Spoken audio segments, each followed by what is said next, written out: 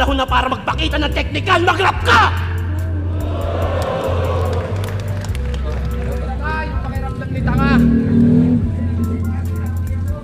Natural, hatid mo yung anak mo, tricycle driver ka. Ay na neto.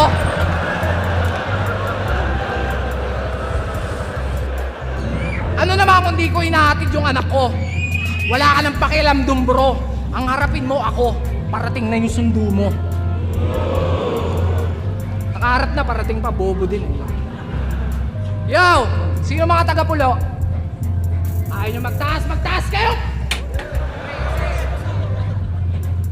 Baka pwede ho, makisuyo.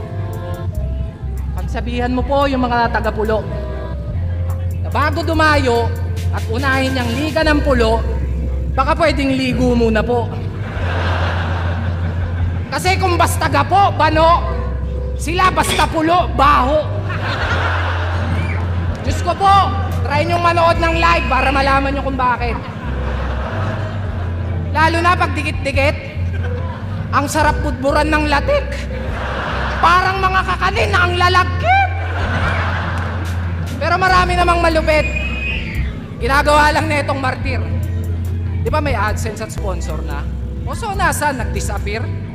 Battle of the Night, yung talent fee, pansit tsaka appear.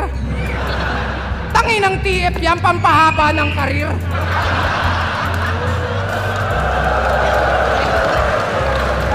Pero real talk, sa liga niya, ayaw niya pag may nadadamay.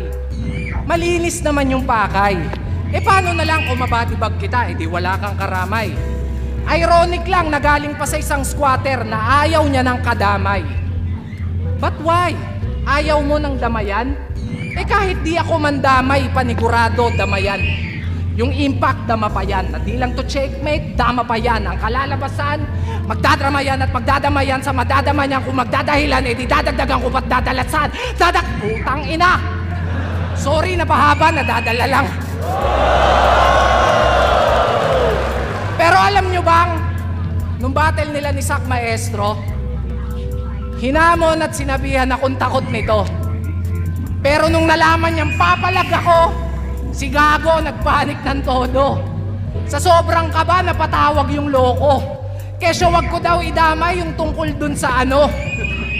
Nung pinalagan, may kondisyon na yung gusto. So paanong okatukat sa'yo? Ba't binabaliktad mo?